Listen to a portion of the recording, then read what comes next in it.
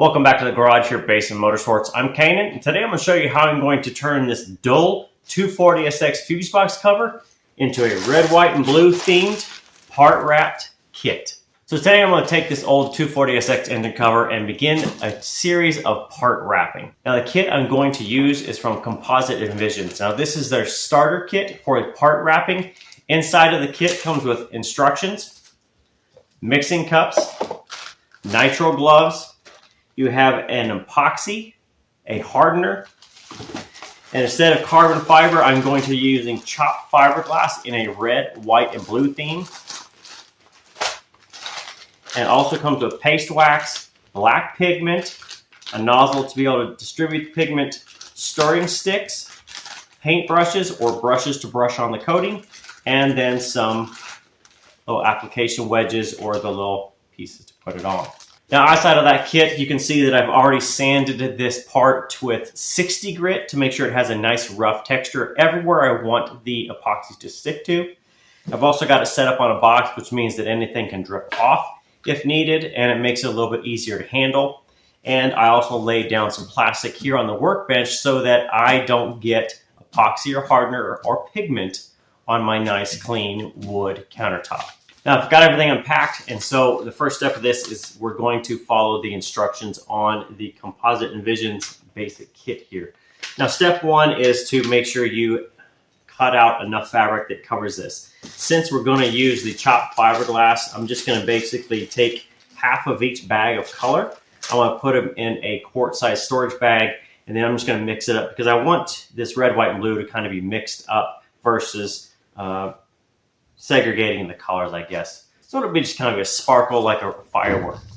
Now when you mix up the resin for step 4 it is, because we're going to jump ahead. I've already sanded it. I don't need to use any of the wax to keep any adjacent parts around because it's a separate piece. Now in order to mix this resin and epoxy hardener, you can do it two ways. One is by volume and one is by weight. So if you're going to do it by volume, it is a ratio of 2 parts resin to 1 part hardener. You can do it based on these graduated pieces on the back here on this scale. Or if you want to, you can use a weight by that. It's going to be 100 parts epoxy and 46 parts of hardener. So again, it's almost a 2-to-1, slightly different than by weight. So for this, I'm going to go ahead and do it by weight. I have a food grade scale here, which measures down to the gram, which makes it nice and granular, so it's easy to do. So again, 2 parts epoxy to a little bit less than 1 part of hardener, and then you're going to add in some of the black pigment. Now it does say 1 ounce per quart, so you want to adjust the ratio of pigment down depending on how much you have in here. And that'll give you a nice black color for the first level or the first layer that's going to go on your part. That way there's not any bleed through of the plastic or whatever you're covering coming through. Okay, so from there, I put in 4 ounces of epoxy, a little less than 2 ounces of the hardener, and then enough black pigment to turn it to a really nice and black. And it actually turned out to be, I think it was like 1/7 of an ounce or so. It wasn't a lot, and this stuff is super black. So now that I have everything well mixed up, next piece is to get one of my paint brushes out here and then give it a nice coating and then allow that to tack up. Try to kick you while you're down. They want to rise up while you drown. They want to fill your head with doubt. They're silently scared that you'll figure it out. I'll make it look like I'm losing. Won't bother hiding my bruises. And when they finally think you're wounded, then it's your chance to be ruthless. Alright, so now with all of the material spread across there, I went over it twice just to make sure I had a nice good coating. And it's thin enough that you can start to see now that any extra via gravity is dripping off. So you'll find that some of the, I guess the blobs, if you want to call them that, of resin and hardener are going to drip off, which is why I have the table covered. Now, the amount I put in there, you can see I have a ton of it left here, so the amount I mixed up was clearly way too much. Now, being the first time I'm doing this, and this is a starter kit, I'll take that on me as obviously It's very thin stuff, so you don't need a ton of it to go on. I'll take that going forward. Because this is black and the next ones need to be clear, this is just going to be basically let to dry and harden, and it will be discarded later. And shame on me, I didn't know, but we got it going. So from here, I'm going to let this tack up a few hours. I'll come back and check it probably about every 30 minutes over the next 3 to 4 hours.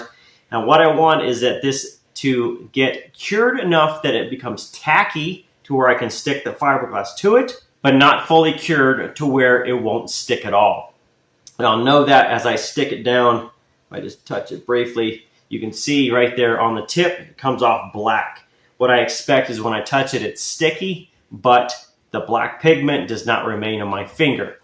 So we're gonna cut here, jump ahead, and we'll get going on putting on the fiberglass next. So I let the part sit for a few hours until it was tacky. Once I came back in, I had just a simple bag here with a zip on it. I took just a little bit. It didn't really take a lot of each color of the fiberglass. Threw it in there, kind of mixed it up like a shake and bake. You guys remember all that? Shake and bake there to get just the color mixed up. And then put on my nitro gloves and then just sprinkled the fiberglass on there and then kind of matted it down on all edges so you can kind of see all the way around it. It is now covered in the chopped fiberglass. And again, it's kind of like putting on powder or however you want to put it on. But once you put it on there, some of it will fall off because of this way I'm doing it. If it's just a cloth, you would expect that you would tack it in center and kind of wet it out down the sides and around the pieces. But everything else is good. I still have a little bit left in here that I can just discard. And then I've still got a lot left of this for some kind of future project as I want to. From here, what I need to do is allow this now to set so that the bond is permanent between the fiberglass shards or the shreds here. Between that and the resin itself, it needs to finish out curing. So I'm just going to leave this overnight, come back in tomorrow, and then I'll mix up just the epoxy and the hardener on a 2-to-1 ratio, or roughly that based on the time I need. And then I can go ahead and start clearing over this. Now you'll notice along the bottom edge here, some of this is kind of frayed out, just where it sticks. With that, once it's cured and it's not going to go anywhere, I can just come along the bottom with a pair of sharp scissors and just snip that off on the bottom edge prior to the clear. So I will do that before I start the next round, but then I'm going to do probably 3 coats of clear coat. So again, we put it on and allow it to sit for a few hours till it gets a little bit of cure to it, gets tacky, and then I'll put a second coat on, and then a third coat, and then decide there if I want a third or a fourth, because I need to have a little bit just to be able to sand to get rid of any of these high edges or high spots. And then once I'm done wet sanding from there, I will put on some clear coat and this part will be done. So the next step on the process here, we're going to move on now that it's cured. You still have some loose stuff here, so I can just take it, shake it a little bit, knock everything loose that's there, and then off. I want to get this edge back sharp, like a crisp edge, so I can either take a razor blade or just a pair of scissors and just snip along that. That way I don't have any more hangers here. And once I'm done there, I need to mix up another batch of hardener and epoxy in the 2-to-1 ratio, 2 parts epoxy, 1 hardener, and then just apply it on here. All right, so here's what layer number 1 of the resin is going to be when it first goes on. You can see I've gone on a little heavy with it. Now this is about 52 grams weight of the epoxy, and then about 26 of the hardener, so a 2-to-1 ratio. And there you can see it's just dripping a little bit. That's expected. Gravity's going to make that resin run a little bit, but you can see everything is covered all the way across. Now I just need to let this sit. Again, similar to yesterday, probably about 4 hours or so for me, where I am in humidity and temperature. And then we'll come back and put on layer number 2. Now the next piece of this, in order to finish it off, is to sand the surface smooth. So if you notice, fiberglass, at least the chopped resin here, is not going to lay down perfect. You've got little pieces that stick up, little hairs, etc. And then you have drips along the bottom that need to be taken off. So for the resin drips along the bottom edge, all I'm going to do is should be able to just take an X-Acto knife or a razor and just cut along the surface there, and that will snip them off. And then I will get some sandpaper and I'll go over this edge here just to try and knock off these whiskers and anywhere the fiberglass or the chopped fiberglass is kind of poking up. That will give me a nice smooth surface. Now once that is done, this is fully cured already. I left it overnight.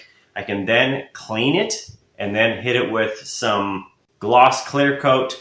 That will give it a nice durable finish. It'll stay glossy and I don't have to worry about UV affecting it, turning it yellow or anything else. And then the part is done. Okay, now with everything sanded, all the fine hairs are taken off. Pretty smooth top if I show you there. It's all clean, wiped off. Now I'm just going to take it outside, give it a quick coat of UV protection clear coat, and it should look pretty darn glossy once it's done. All right, so there you go. There's the finished product. This has one layer of clear coat on it just to seal it in, really. Since this is just a test part, I'm not going to go any further with clear coat, but this will give you an idea of what you can expect for results with after sanding, cleaning, and then a gloss clear coat on it. Well, that's kind of it on the project. Now that this is done, I'll just completely let the clear coat cure out. That way it is not sticky to the touch. And then I'm kind of done with the project. I don't actually have a 240SX, so if you have a 240SX, this came off an S14 generation, and you'd like this part, let me know. Probably cover shipping, I'll give it to you. I don't have it, it was a spare part, and I just wanted to really do the process to understand the limitations. Now, if you're interested in the starter part wrapping kit from Composite Envisions, I will put a link down in the description to this exact kit that I used. Now, the current stuff they have available is a roll of true carbon fiber versus the chopped fiberglass. So that's the only exception. Otherwise, everything else in the kit, the pigment, the hardener, the epoxy, the gloves, everything else in there is in that kit that I just looked at recently. So you can do this, test it out, see if you like it. For me, going forth beyond this, I have a lot more ideas in mind for part wrapping on the Corvette. And so that will be the next thing I'm going to do. I have some ideas there, trying to work out a couple different deals for it, for parts and pieces, and then some of the composites in that. Once I get that done, I will do a full kind of a, I guess you'd say a series, a showcase, what you want of all the pieces I plan to do. And if you've seen anything on Instagram, you kind of know where I'm headed with this. But I'm going to do a full series on part wrapping later this year. And once I get everything figured out, it's going to go on the Corvette. I think it's going to really, really do something different that I really haven't seen and a lot of people do. So that's it for this time from Basin Motorsports. If you guys are interested, again, check the link in the description. Otherwise, have a great 4th of July. And if you're outside of the U.S., it's the 4th day of the 7th month of 2022. Make it a great one. We'll see you next time.